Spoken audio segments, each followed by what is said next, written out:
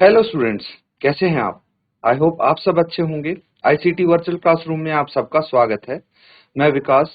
बच्चों, कक्षा 10 का मैथ्स हम पढ़ेंगे। सबसे पहले तो मैं आपको बता दूं, ये नया सेशन है और उन बच्चों को बहुत बहुत बधाइयाँ जो कक्षा 9 से पास होके 10th में आ गए हैं। और आपके लिए एक नया सिलेबस आज शुरू करने जा रहे हैं हम। ठीक है, मैथमेटिक्स में वन बाय वन हम, ठीक है, वन बाय वन चैप्टर्स को कवर करने वाले हैं। कुछ क्वेश्चंस जो आपके बेसिक कॉन्सेप्ट के लिए जरूरी हैं वो भी कवर करेंगे, और जो एग्जाम पर्सपेक्टिव से जरूरी हैं उनको भी हम यहाँ पे कवर करेंगे। ठीक है बच्चों, ताकि बेसिकली आप डे वन से ही बोर्ड की परीक्षा की तैयारी में जुट जाइए। बहुत जरूरी है ये, आपको थोड़ा समय चाहिए होता है। और कोशिश करें कि आपका ये सिलेबस सितंबर अक्टूबर तक कंप्लीट हो जाए, ताकि उसके बाद आप खाली टेस्ट पेपर ही सॉल्व करते रहें। तो यहाँ पे हम शुरू करते हैं रियल नंबर से, जो कि आपका पहला चैप्टर है, वास्तविक संख्याएं इसको हम बोलते हैं। जो जो हमारे रेलेवेंट टॉपिक्स है वही हम इसमें कवर करेंगे। तो रियल नंबर्स, इसको लिख लीजिए बच्चों। टॉपिक का नाम है आपका रियल नंबर्स। इस चैप्टर को हम यहाँ पे कवर करने वाले हैं। तो इसके बारे में कुछ बेसिक चीजें जो आप पिछली कक्षाओं में भी सीख चुके हैं, सबसे पहले उनको कवर करेंगे। उसके बाद धीरे धीरे हम टॉपिक्स कंप्लीट करने वाले हैं। तो सबसे पहले चैप्टर का नाम लिख लीजिए आप, कक्षा 10 के लिए है ये। फिर आगे करते हैं। ठीक है बच्चों, नोट कर लिया है ना आपने? तो यहाँ पे लिख लीजिए सबसे पहले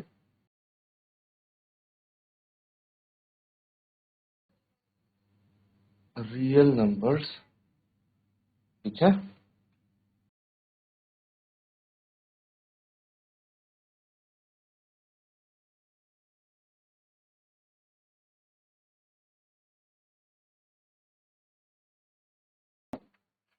इसको हम बोलेंगे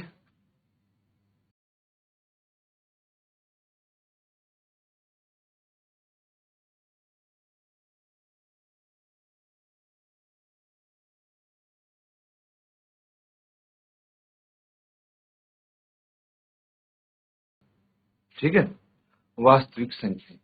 तो यहाँ पे हम रियल नंबर्स के बारे में सबसे पहले स्टडी करने वाले हैं। क्या होते हैं रियल नंबर्स, वास्तविक संख्याएं क्या होती हैं? तो सबसे पहले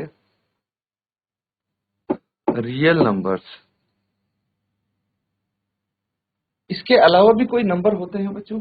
रियल नंबर्स के अलावा होते हैं, रियल नंबर्स के अलावा होते हैं बच्चों इमेजिनरी नंबर्स। ठीक है, वो आपके सिलेबस में फिलहाल नहीं है, बस आपको पता होना चाहिए कि रियल नंबर्स के अलावा जो रियल नहीं होते वो होते हैं इमेजिनरी नंबर्स। ये चीज समझ में आ गई? अब धीरे धीरे हम इसको यहाँ पे कवर करने वाले हैं। इसके बाद क्या आता है, देखिए, रियल नंबर्स किस किस से मिलके बनते हैं? रैशनल नंबर्स से, rational numbers and irrational numbers. सबको डिटेल में डिस्कस करेंगे हम, पर आप ये बेसिक चीजें समझ लीजिए कि जो रियल नंबर्स हैं, रैशनल नंबर और इर्रेशनल नंबर्स से मिलके बनते हैं। अब रैशनल नंबर्स बहुत इसको भी अलग अलग क्लासिफाई करेंगे हम। ठीक है, पहले इनको नोट कर लीजिए। तो ठीक है बच्चों, अब इनको देखिए, इनको हम अलग अलग क्लासिफाई करते हैं तो हमारे पास क्या क्या आ जाता है। रैशनल नंबर्स में एक तो हम यहाँ पे बोल सकते हैं फ्रैक्शंस, ठीक है, और एक इंटीजर्स। इंटीजर्स और फ्रैक्शन यानी नॉन इंटीजर रैशनल नंबर जो होते हैं। अब इंटीजर में क्या आ जाता है आपका? इंटीजर्स में आ जाता है आपका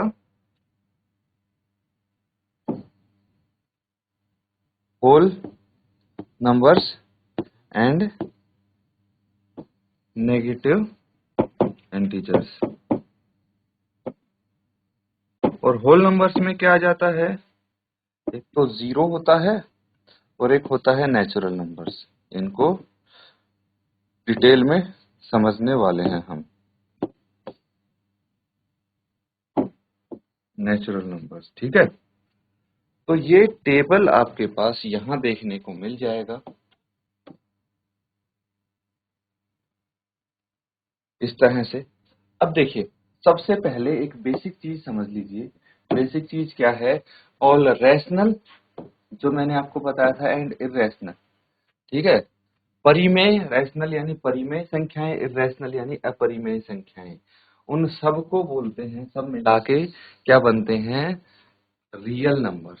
ठीक है, मैंने यही बताया था आपको कि अगर रैशनल नंबर और इर्रेशनल नंबर को मिला दें तो हमें रियल नंबर प्राप्त होते हैं। मतलब रियल नंबर के अंतर्गत रैशनल और इर्रेशनल यानी परिमेय और अपरिमेय संख्याएं आती हैं।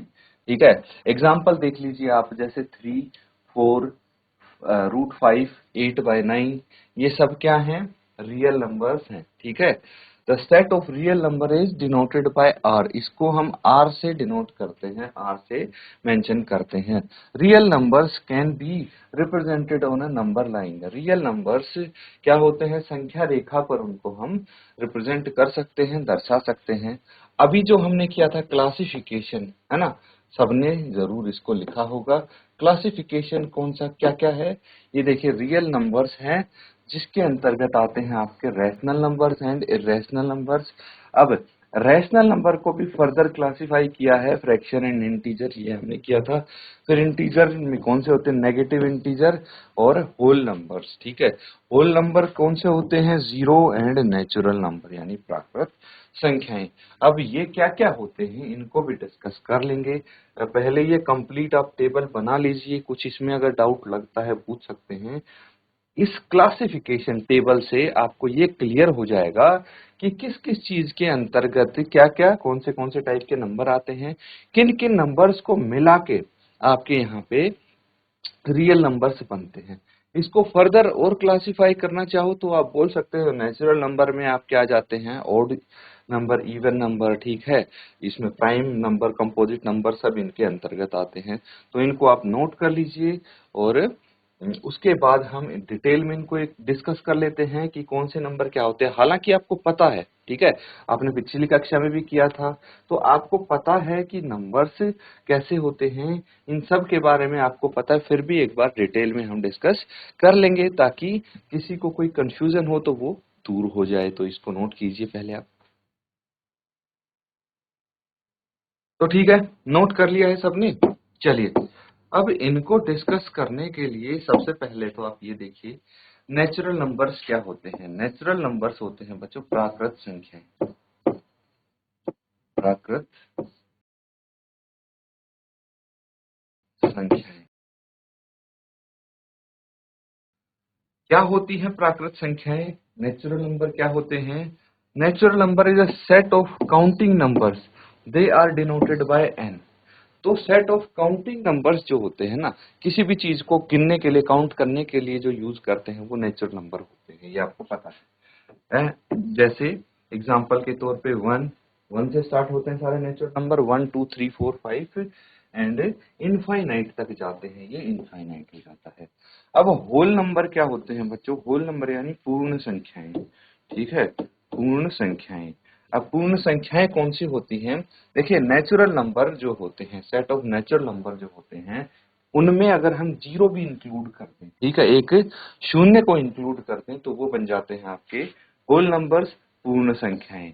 ये देख लीजिए, इसमें और इसमें सिर्फ यही फर्क आपको नजर आएगा कि यहाँ पे जीरो भी आ गई है, जबकि नेचुरल नंबर्स वन से स्टार्ट होते हैं। ये चीज समझ में आई है? तो चलिए, बहुत अच्छी बात है। इसके बाद हम समझने की कोशिश करते हैं पूर्णांक के बारे में, इंटीजर्स जिनको हम बोलते हैं। ये रहे इंटीजर्स। इंटीजर्स यानी पूर्णांक, नोट कर लीजिए बच्चों, इंटीजर्स यानी पूर्णांक।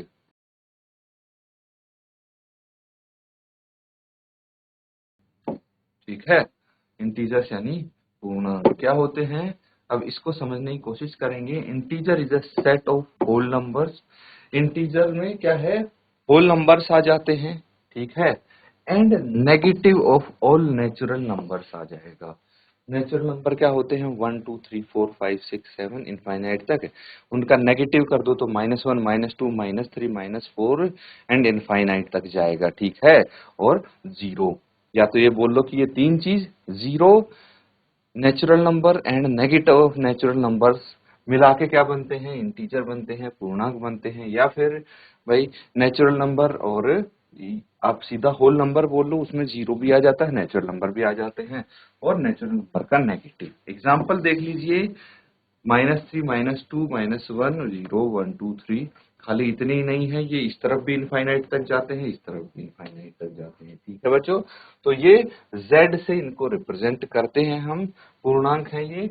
और अगला आ जाता है आपका रैशनल नंबर्स। रैशनल नंबर्स इनको हम बोलते हैं परिमेय संख्याएं, लिख लीजिए।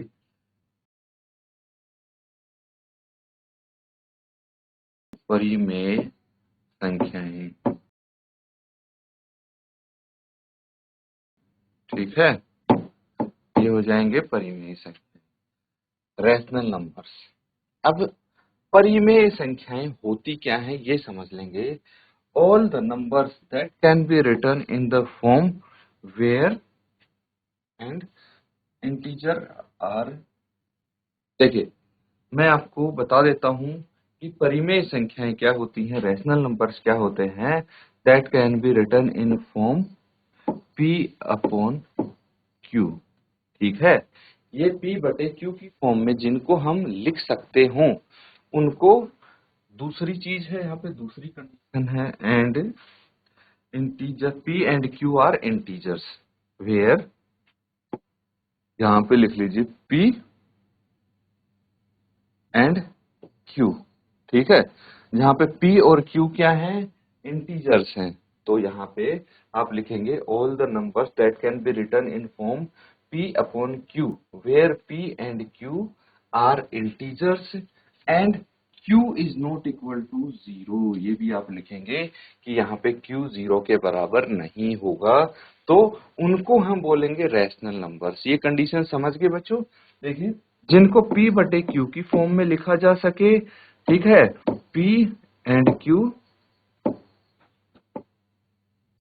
आर इंटीजर्स, इंटीजर्स है, एंड q तो जीरो के बराबर नहीं होना चाहिए, ठीक है। क्योंकि अगर q जीरो हो गया तो ये नॉट डिफाइंड हो जाएगा, ठीक है। तो एग्जांपल देख लीजिए, 8/11 -3/17। बहुत सारे एग्जांपल आप और भी लिख सकते हैं अपनी तरफ से, 4 एग्जांपल और लिखना इनके, ठीक है। इसके बाद आ जाता है बच्चों इर्रेशनल नंबर। काफी इंपॉर्टेंट टॉपिक है इस चैप्टर का, इसीलिए इसको ध्यान से समझना पड़ेगा आपको, ठीक है। तो एक तो हो जाते हैं रैशनल नंबर्स, उसके क्लासिफिकेशन सारे हमने डिटेल में डिस्कस कर लिया है।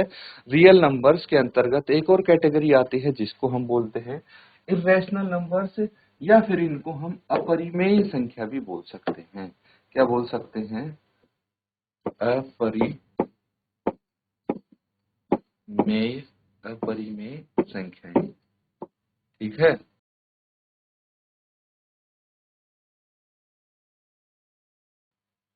अपरिमेय संख्या यानी इर्रेशनल नंबर्स क्या होते हैं ये हम समझेंगे इसके माध्यम से। ऑल द नंबर्स, सारे वो numbers that can not be written in the form p upon q, सारे वो नंबर्स जो p बटे q की फॉर्म में नहीं लिखे जा सकते, p upon q are called irrational numbers, ठीक है। उनको इर्रेशनल नंबर बोलते हैं जो, जिनको हम p बटे q की फॉर्म में नहीं लिख सकते। देखिए, जिनको p बटे q की फॉर्म में लिख देंगे उनको हम बोलते हैं रैशनल नंबर, जो नहीं लिखे जा सकते उनका क्या, उनको हम इर्रेशनल नंबर बोलेंगे। अब इसके आगे थोड़ा और इसका एक्सप्लेनेशन है, क्या है? All the non terminating and non repeating decimal numbers are irrational numbers, ठीक है।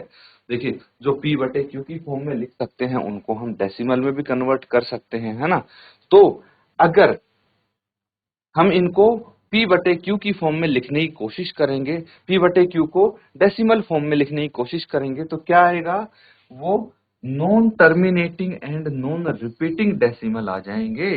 तो वो क्या हो जाएंगे, आपके इरेशनल नंबर्स हो जाएंगे। ठीक है, जैसे √3, √5 प्लस √3 पाई, ये सब क्या है, इरेशनल नंबर्स हैं ये। ठीक है, इनको नोट कर लीजिए और इनके भी आप 3-4 एग्जाम्पल अपनी तरफ से लिखने की कोशिश करेंगे। ठीक है, तो यहाँ पे क्या है, देखिए इसको समझाने की कोशिश भी की गई है कि कंसीडर करते हैं √3।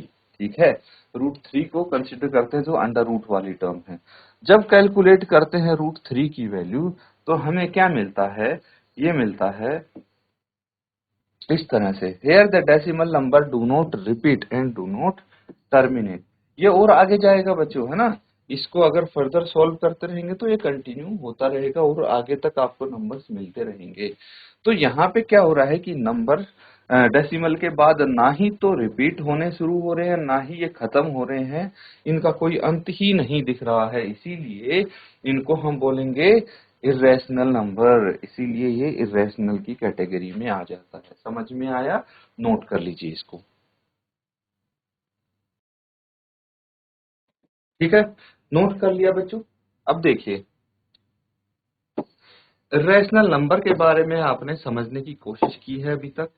ये चीज समझिए कि हर वो संख्या जिसको हम अंडर रूट में एक्सप्रेस करते हैं, वो आपका इरेशनल नहीं होता। ऐसा मत समझना बहुत सारी अंडर रूट वाली संख्याएं हमने लिखी यहाँ पे, √2, √3, √5, √7, तो हर संख्या जो अंडर रूट में लिखी जाएगी वो आपकी इरेशनल होगी, ऐसा नहीं है। देखिए, इसी को यहाँ पे मैं समझाने की कोशिश करता हूँ। √3 क्या है, इरेशनल नंबर है। लेकिन अगर हम बात करते हैं √9 की, ठीक है, अंडर रूट 9 की अगर बात करें तो ये एक इरेशनल नहीं है, क्योंकि अंडर रूट 9 जो है उसका अगर रूट निकालेंगे तो 3 आएगा, ज्यादा से ज्यादा इसको ±3 लिख सकते हैं। ठीक है, तो ये आ जाएगा which is a rational number. ये क्या है, रेशनल नंबर है बच्चों आपका। तो रूट तो यहाँ भी लगा है लेकिन ये इरेशनल नहीं है, तो ये चीज समझना है। Square root of the numbers do not give an irrational number. Negative numbers का जो स्क्वायर रूट है वो एक क्या करता है, इरेशनल नंबर नहीं देता है। मतलब सभी नंबर्स का अगर आप स्क्वायर रूट करेंगे, ठीक है, जैसे 9 का कर लिया आपने, तो ये आपको इरेशनल नंबर नहीं देगा। 16 का करेंगे, इरेशनल नंबर नहीं देगा। 4 का स्क्वायर रूट करेंगे, इरेशनल नंबर नहीं देगा। इसी तरह से बहुत सारे नंबर्स हैं जिनका स्क्वायर रूट करने पे इरेशनल नंबर नहीं आता। अगला देखिए, the value of famous irrational number पाई। जो पाई है सबसे फेमस इरेशनल नंबर है, क्यों, क्योंकि इसकी वैल्यू जब हम निकालने की कोशिश करते हैं तो ये नॉन एंडिंग होता है। डेसिमल के बाद डिजिट्स आपको मिलते ही जाएंगे, जो कभी टर्मिनेट नहीं होंगे, कभी रिपीट नहीं होंगे, बस आगे डिजिट्स चलते जाएंगे। तो यही डेसिमल नंबर है, ना ही ये रिपीटिंग है ना ही टर्मिनेटिंग है, इसीलिए इसको हम बोलते हैं इरेशनल नंबर। ये चीज समझ में आ गया है, तो इसको भी आप नोट कर लीजिए, फिर हम आगे डिस्कशन करेंगे।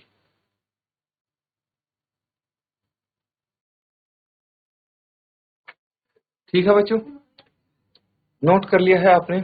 अब देखिए, कुछ और चीजें आपके यहाँ पे आती हैं, वो मैं ओरली बता देता हूँ, जिनको आपको एक बार रिवाइज करना है। प्राइम नंबर्स क्या होते हैं, अभाज्य संख्याएं, आप छोटी क्लासेस से पढ़ते आ रहे हैं, वो आपको रिवाइज करनी है। क्या होते हैं प्राइम नंबर्स, एक बार याद करने की कोशिश कीजिए। वो संख्याएं जो सिर्फ अपने आप से और एक से पूरा पूरा भाग होती हैं, इसके अलावा किसी से भी पूरा भाग नहीं होते, उनको बोलते हैं प्राइम नंबर्स। या फिर दूसरे शब्दों में इसको बोल सकते हैं कि वो संख्या जिनके गुणनखंड, जिनके फैक्टर वो खुद या फिर एक होता है, उसके 2 फैक्टर के अलावा और कोई फैक्टर नहीं होता, उसको हम प्राइम नंबर्स बोलते हैं।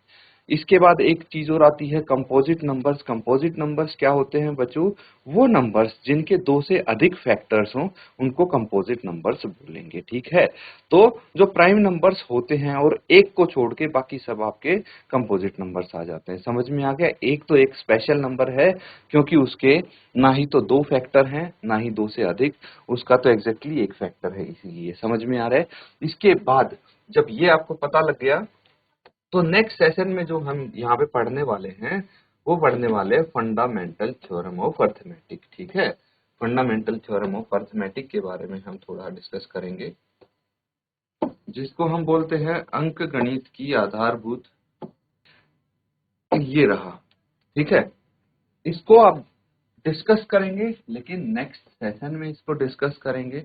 और उसी को डिस्कस करने के लिए सबसे पहले आपको क्या पता होना चाहिए, कंपोजिट नंबर क्या होता है और प्राइम नंबर क्या होता है। अभी मैंने बताया था कंपोजिट नंबर, प्राइम नंबर। ठीक है, दोबारा से देख लीजिए। Composite numbers are those numbers, composite number वो नंबर्स होते हैं that have at least one factor other than one and the number itself. ठीक है, तो प्राइम नंबर्स क्या होते हैं? Prime numbers are those numbers which have exactly two factors, one and the number itself. जिनके exactly दो factor होते हैं, एक तो नंबर खुद और एक वन, उनको तो हम बोलते हैं प्राइम नंबर्स। और जिनके दो से अधिक फैक्टर्स हो गए, दो फैक्टर कौन से, एक तो नंबर इटसेल्फ और एक वन, इनसे एटलीस्ट एक फैक्टर और ज्यादा हो, एक से ज्यादा भी हो सकते हैं, मतलब मिनिमम तीन फैक्टर तो होने ही चाहिए, तीन से ज्यादा भी हो सकते हैं, उनको हम बोलेंगे कंपोजिट नंबर्स। जैसे 10 है, 10 के फैक्टर क्या होते हैं? देखिए, 1 और 10 तो है ही, उसके अलावा 2 और 5 भी हैं, तो इसलिए इनको कंपोजिट बोलेंगे। समझ में आ रहा है? जबकि अगर प्राइम नंबर्स की बात करें हम, तो प्राइम नंबर्स में क्या क्या आ जाता है? जैसे 23 है एग्जाम्पल के तौर पे, तो इसके फैक्टर 1 एंड 23 होंगे, इसके अलावा कुछ नहीं होंगे, इसीलिए इनको हम क्या बोलते हैं? प्राइम नंबर्स बोलते हैं। समझ में आ गया? तो इनको आप नोट कर लीजिए। ठीक है, कुछ डाउट अगर लगता है तो आप पूछ सकते हैं। अगले सेशन में हम फंडामेंटल थ्योरम ऑफ अर्थमेटिक के बारे में डिस्कस करेंगे, जो कि बहुत ही इंपॉर्टेंट टॉपिक है आपके इस चैप्टर का।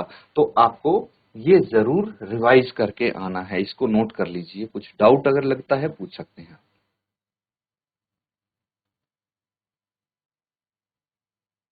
तो ठीक है बच्चों, आज के लिए हम इतना ही करेंगे, बाकी आगे धीरे धीरे हम आपका सिलेबस कंटिन्यू करेंगे। तो इनको डिटेल में आप जरूर पढ़िए। इसी के साथ आज का सेशन एंड करते हैं। Thank you and have a nice day.